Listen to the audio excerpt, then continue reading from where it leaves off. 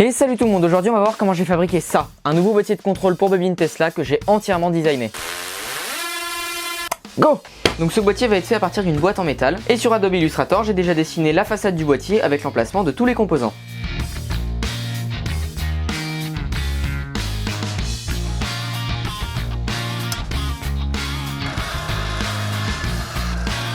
Bon voilà, tous les trous sont faits sur la boîte, mais avant de placer tous les composants sur la façade, je vous propose d'étudier le schéma de fonctionnement et de voir vraiment comment ce boîtier va fonctionner. Voici donc le schéma du circuit électrique qu'on va faire. Tout commence en haut avec une arrivée de 12 volts qui vient d'une petite batterie LiPo de modélisme, et on va avoir un bouton poussoir qui va laisser passer ou non le courant dans tout le boîtier. Sur le schéma, les flèches correspondent à l'arrivée de courant et les ronds correspondent à des sorties de courant. Donc on a cette arrivée de courant qui va directement aller dans un régulateur 5 volts, et ce 5 volts va tout d'abord servir à allumer la LED du bouton d'allumage, parce qu'il y a une LED rouge à l'intérieur. Ensuite on va avoir un autre bouton qui va laisser passer le courant donc dans deux endroits différents, et c'est ce bouton qui va permettre de choisir si on veut un mode avec des éclairs donc en continu à une fréquence qu'on veut, ou alors un mode one shot, c'est-à-dire qu'on va appuyer sur un bouton et ça va faire un éclair. On a OS qui signifie one shot, donc ça va être vraiment un mode à part, et all, donc en fait tous les autres modes. Quand le mode one shot sera sélectionné, on va avoir la petite LED du bouton poussoir qui va s'allumer, et on a ensuite le circuit de contrôle one shot qui sera sous tension. Tous les circuits que vous voyez ici, ce sont des NE555 qui vont permettre de générer justement des fréquences, et en fait le mode one shot ne sera pas réellement un mode one shot, ce sera juste un mode très basse fréquence. Étant donné les temps avec lesquels on travaille dans les fréquences, c'est juste pas possible d'utiliser le NE555 en mode one shot. Après ça reste un câblage de 555 standard, donc voilà hein. Pour ce qui est des valeurs des résistances et des condensateurs, c'est juste derrière la feuille, je vous montrerai juste après. Ce qu'on voit sur ce circuit, c'est qu'on a déjà deux résistances fixes et un potentiomètre. Le NE555 va nous permettre de générer un signal carré qui va osciller entre 0 et 12 volts, et ce potentiomètre va nous permettre de gérer le temps auquel la sortie va être à 12 volts. Donc on va pouvoir régler entre 10 et 150 microsecondes si je me trompe pas. Donc ensuite quand on bascule l'interrupteur qui sera ici et qui va alimenter all, donc tout le reste du circuit, ça va ensuite aller dans un autre interrupteur qui lui va nous permettre de choisir un mode très haute fréquence et un mode plus basse fréquence. À chaque mode on a une petite LED qui va s'allumer. Ce que ça va faire, c'est que ça va tout simplement alimenter soit le circuit high soit le circuit low. Ces deux circuits sont faits exactement de la même façon, c'est seulement la valeur des composants qui seront autour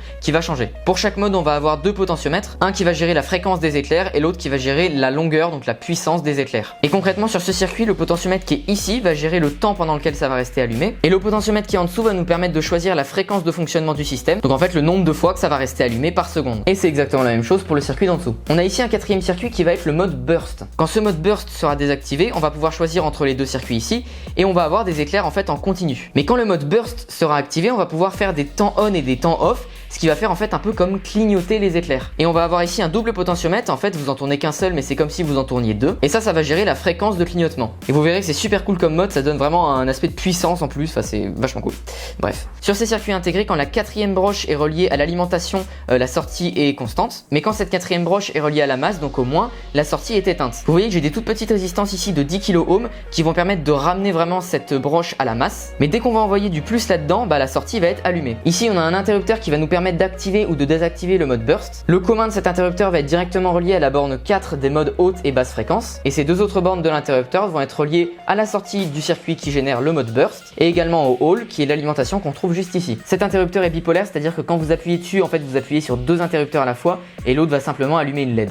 Et enfin, on peut relier la sortie du mode haute fréquence, basse fréquence et one shot à un transistor. Et ici, on a directement le 5 volts qui va passer par un bouton poussoir ou un interrupteur, ce qui va permettre d'allumer ou d'éteindre la bobine Tesla. Ensuite, ça va passer dans une LED qui va modéliser le signal que va sortir le boîtier, mais ça va également passer dans l'émetteur fibre optique. Et donc tout ça, c'est ensuite relié au transistor et à la masse. Et enfin, voici les valeurs pour tous les composants. Donc voilà, je vous laisse mettre sur pause ou mettre un pouce bleu à cette vidéo pour plus de valeurs de composants. Bon allez, cette boîte c'est bien joli, mais maintenant il va falloir mettre tous les composants dessus.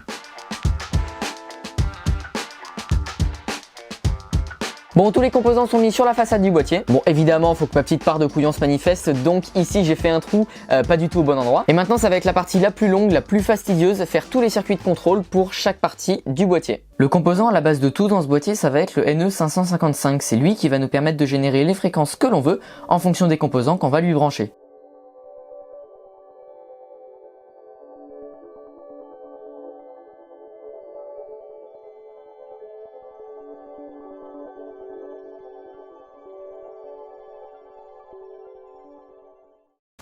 Bon, voyez, ça y est, j'ai terminé le circuit de contrôle des deux modes haute fréquence et basse fréquence. Il fonctionne, mais j'ai quand même un souci. Sur mon boîtier, le petit potentiomètre qui est ici, il fonctionne pas. Allez savoir pourquoi. Donc du coup, j'en ai recommandé un sur internet qui devrait arriver dans quelques jours. Mais en attendant, on a quand même du boulot avec le mode burst et le one shot.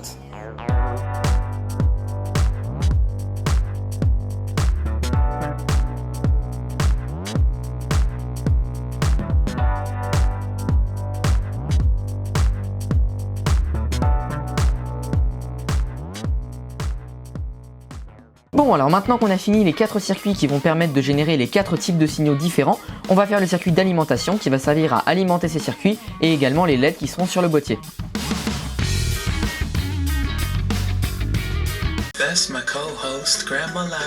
Et ça y est, tous les circuits de contrôle sont terminés. Ce circuit qui a le mode burst et le one shot, je l'ai complètement refait parce qu'il y avait 2-3 trucs qui allaient pas. Quoi qu'il en soit, si vous êtes perdu par rapport à la façon dont je fais mes circuits électriques, référez-vous toujours au schéma, parce que ça c'est clair que ce sera toujours la chose que je vais suivre. Pour faire simple, on a ici 2 plaques avec 4 circuits différents, ce qui va permettre de générer 4 signaux différents. Et ce circuit, c'est ce qui va émettre l'information donc jusqu'à l'émetteur fibre optique. Sur ces 2 circuits, vous voyez qu'au bout, on a à chaque fois 3 pins les unes à côté des autres. Donc ça va être relié à des potentiomètres. Et de l'autre côté, donc devant les circuits, on a toutes les prises qui vont servir en fait à l'alimentation des circuits. Donc maintenant, reste plus qu'à brancher tous les composants en façade du boîtier.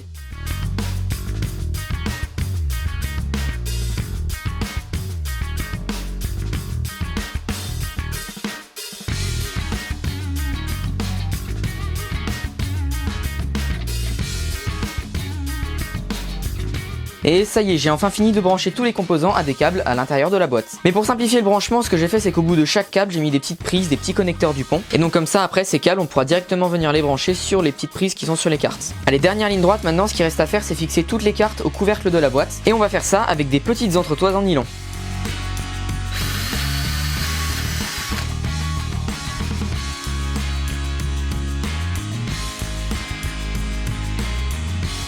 Allez, maintenant qu'on a tout de placé correctement, reste plus qu'à tout brancher.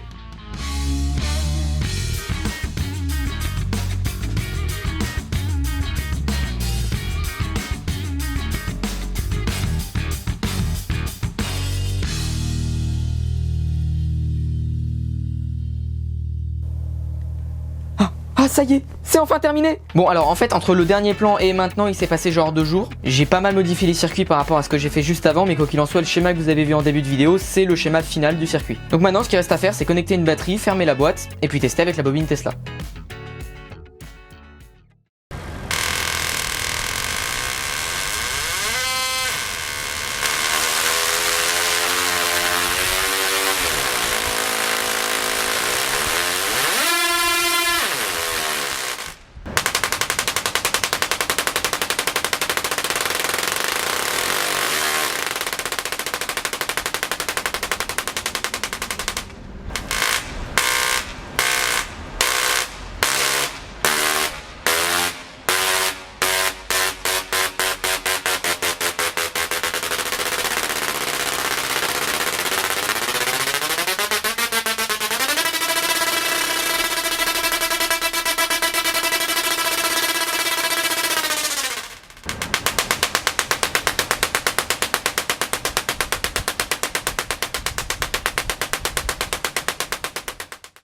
Bon, et ben merci à tous d'avoir regardé cette vidéo, j'espère qu'elle vous a plu. J'ai encore quelques petits soucis au niveau du one shot qui sort un signal à une fréquence super élevée, c'est un peu bizarre. Quoi qu'il en soit, ça fonctionne super bien, je suis vachement content. Dans quelques jours, je vais assister au record du monde des plus grosses bobines Tesla. Je ferai sûrement un live sur ma chaîne, mais en attendant, abonnez-vous pour ne rien manquer. Laissez un pouce bleu à la vidéo si elle vous a plu.